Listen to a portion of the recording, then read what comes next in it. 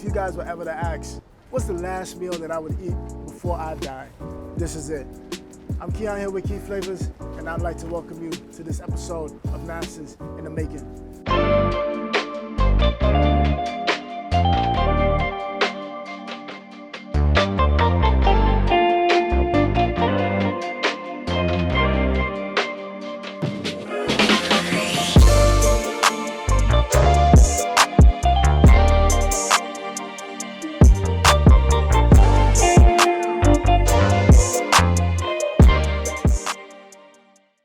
Okay, so before we get into this episode, we gotta go back 40 days in time.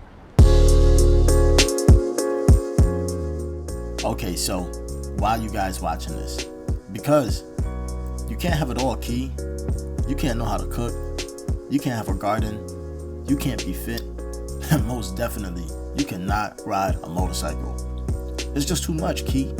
You're doing the most, Key. You gotta stay humble, bro. So, to everyone watching this, you guys are all talented and gifted in your own unique way. And don't ever let anyone try to dim your light. And that's all I have to say about that. Now, let's get back to the meat hook.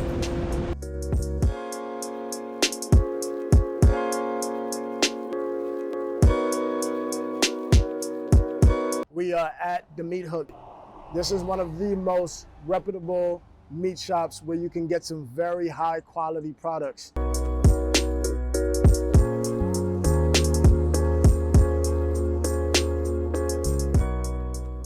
So we just got all of our products. We got our chuck steak and we got our lamb. So we're gonna take this back to the spot. We're gonna fabricate, we're gonna start the dry aging process, and that's it.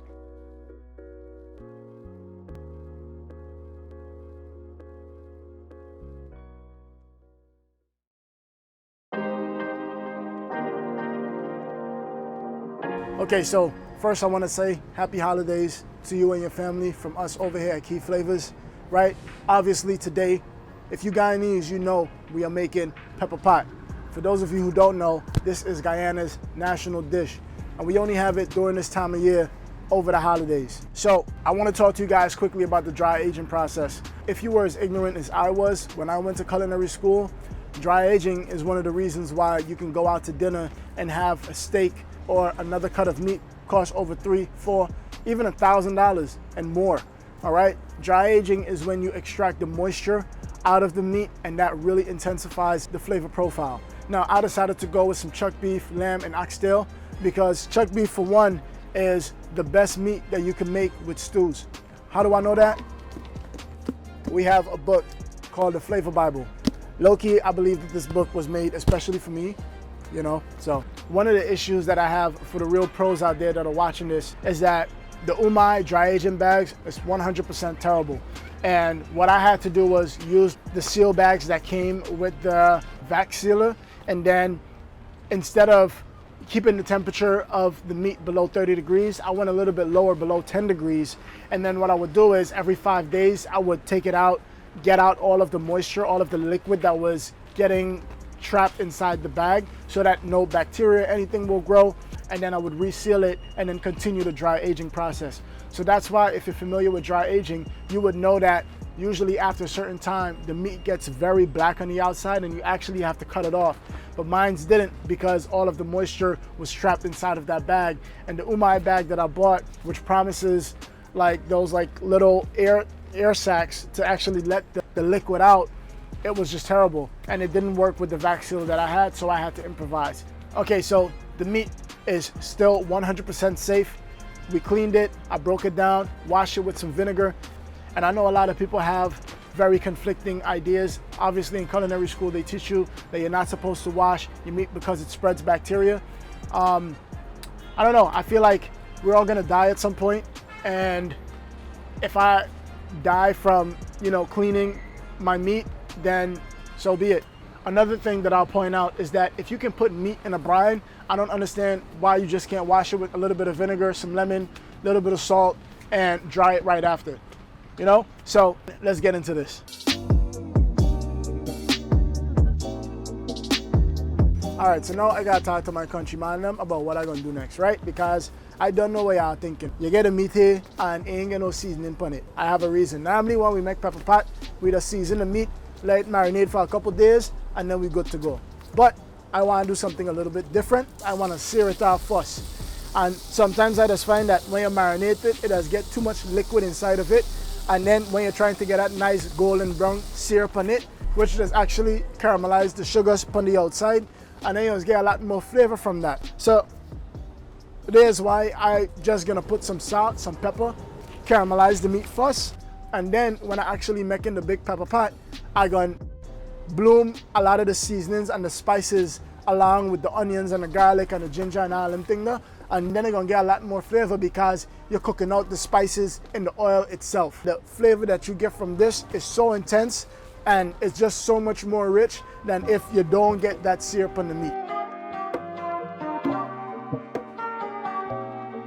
Okay, so now we're gonna make a sachet, which is just a flavor bomb, right? It's a combination of herbs and spices that we're gonna use to flavor the pepper pot. Now, normally I know we just put it straight in the pot, but this is a way to get that flavor in there without having to fight through the thyme or biting into rosemary and biting into other stuff. So we're gonna go in with a little bit of thick leaf thyme, some fine leaf thyme. We're gonna go in with some cinnamon, or as we know it, spice, some cloves, okay? And then I'm gonna roll this up like this, and this is gonna be our flavor bomb. These are all the things that we're gonna need in order to make this dish. We're gonna need some brown sugar, ginger, sweet peppers, red onions. I got some 5 spice, green seasoning, a little bit of garlic, some adobo. We got your riri pepper, beef Maggi. Of course, y'all know we have the homemade cassareep what we make the other day. This one here is my little secret, right? This is Madame Goose Goose. This is all-purpose seasoning. This right here in your pepper pot completely changes the game. I'm gonna go in with some butter and some oil. I'm gonna go in with my onions, go in with some salt, get some of the moisture out. Then I'm gonna go in with my garlic, sweet pepper, ginger, adobo. I'm gonna go in with my Madame Goose Goose.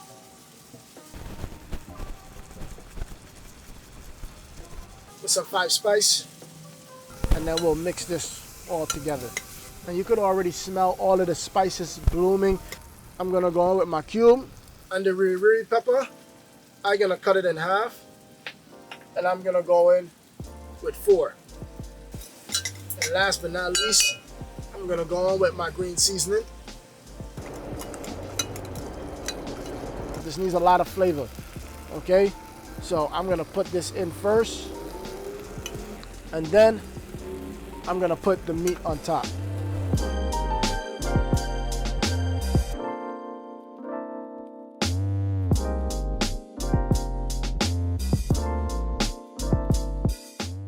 And then we're gonna mix it in.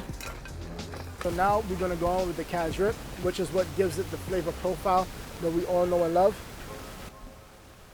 All around.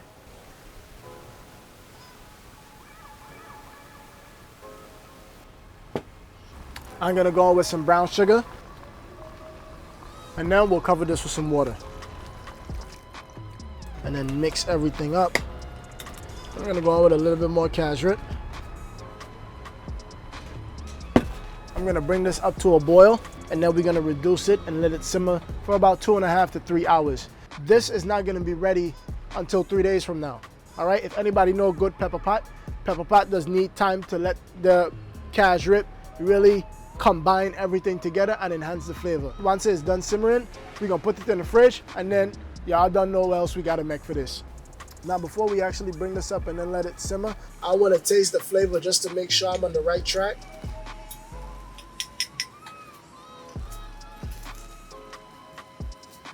That's the right track. I can tell you what though, I'm gonna put in a little bit more of this adobo, and I'm gonna add some salt. It needs some salt.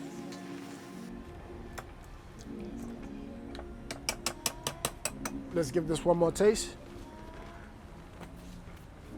That homemade cassareep is hitting right now. This is pepper pot. While this is going, let me show you guys how we kill time over here at Key Flavors.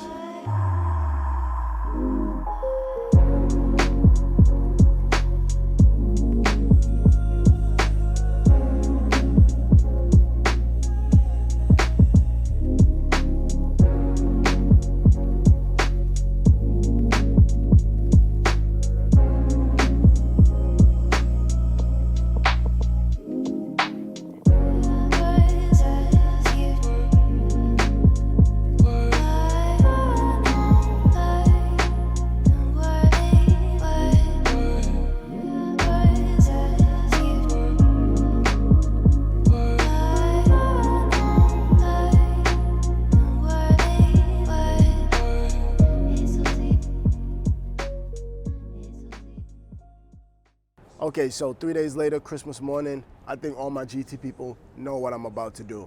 We're about to make some Plait bread to go with this pepper pot. And to make that happen, we're gonna need about 3 cups of flour, about a tablespoon of dry active yeast, a 1/4 cup of brown sugar, about a 3/4 stick of butter. And we're gonna need about a 1.25 cups of some warm water. Okay, so first we gotta activate the yeast. We're going with about a tablespoon and a half. We're gonna put this in here. And then we're gonna mix this in. I'm gonna go with my butter, and then I'm just gonna really mix that in. And then I'm gonna add a pinch of salt, and I'm gonna take my whisk, and I'm gonna really mix that in so it gets everywhere. Now I'm gonna go in with my mixture, and then I'm gonna whisk this around. And now, before I get to hand kneading, I like to use just a spatula just to kind of get it, just to start it going. And you want to get everything in the bowl. I'm just gonna flour my surface and then empty this out. So first you just kind of want to pull everything into the center, and then I'm gonna add just a little bit more flour.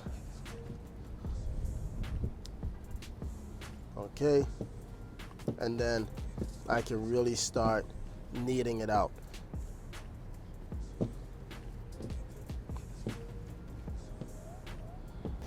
We'll form it into a nice ball and let it rise. And now I'm just gonna get some butter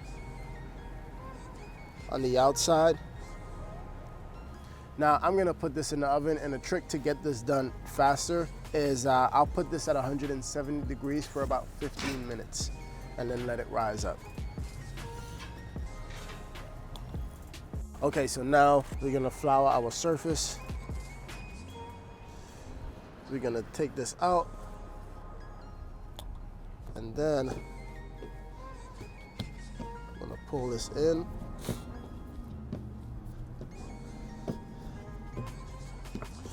Okay, and then I'm gonna do about 3 big pieces. So 1. Okay, now we're gonna braid these. And then I'm gonna come here.